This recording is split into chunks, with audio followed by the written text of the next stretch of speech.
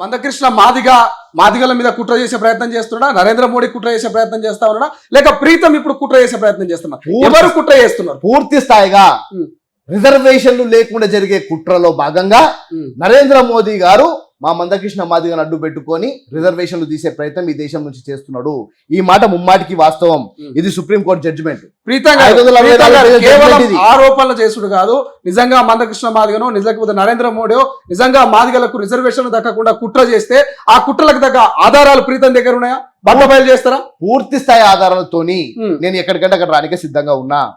564 పేజీల రిపోర్టు చదివిన ప్రీతం గారు చెప్తున్నాడు, బరాబర్ ఆన్లైన్ లో చెప్తున్నాడు, తొలి వెలుగుకి చెప్తున్నాడు, నా తెలంగాణ ప్రజలకు చెప్తున్నాడు, దేశ ప్రజలకు చెప్తున్నాడు. మీరేమో కుట్ర అంటున్నారు, రిజర్వేషన్లు లేవంటున్నారు ప్రైవేట్ యూనివర్సిటీలో.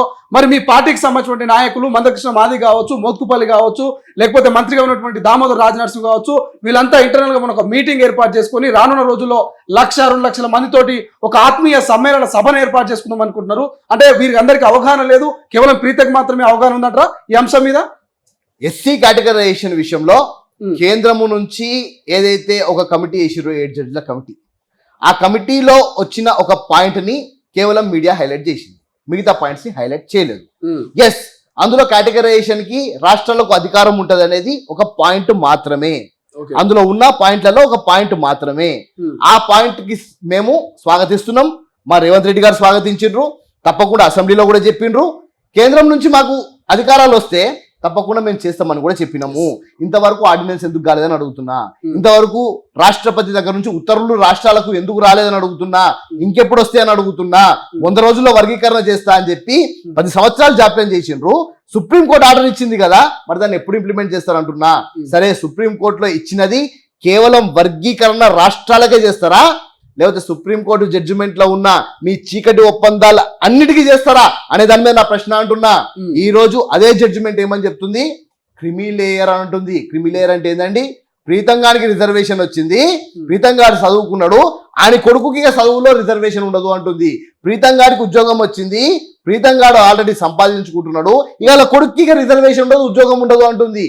ఇదంతా జడ్జిమెంట్ లో ఉంది, క్లియర్ జడ్జిమెంట్ లో ఉంది. ఈ జడ్జిమెంట్ అనేది 564 పేజీల జడ్జిమెంట్ లో నా రాష్ట్ర ప్రజలకు, తొలి వెలుగు ప్రజలకు రిజర్వేషన్ పేరు మీద జరిగే కుట్రలో భాగంగా నేను క్లియర్ గా చూపెట్టాలనుకుంటున్నా. 51 పేజ్.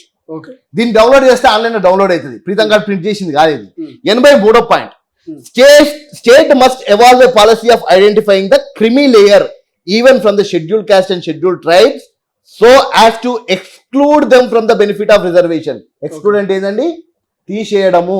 ఏమంటారు? క్రిమి లేయర్ ని ఐడెంటిఫై చేసి ఎవరైతే రిజర్వేషన్ అనుభవించిండ్రో వాళ్ళను రిజర్వేషన్ నుంచి తీయమని 83వ పాయింట్ లో క్లారిటీగా 51 పేజ్ లో పెట్టిండ్రు. దాని తర్వాత ఇంకేమంటారండి?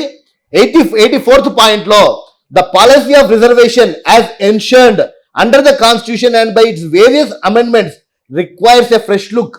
అంటే ఆనాడు కేసీఆర్ గారు మోదీ గారి మాటలని ఏ విధంగా అయితున్నారో రాజ్యాంగం కొత్తగా రచించాల్సిన అవసరం ఉందని చెప్పిండా, అదే మాటను ఈ రోజు సుప్రీంకోర్టు జడ్జిమెంట్ లో కేసీఆర్ గారి మిత్రులు నరేంద్ర మోదీ గారు సుప్రీంకోర్టు ద్వారా కాన్స్టిట్యూషనల్ అమెండ్మెంట్స్ అన్ని కూడా ఫ్రెష్ రీలుక్, అంటే కొత్తగా రాజ్యాంగాన్ని రచించాలి అని చెప్పి ఇక్కడ చెప్పినారు.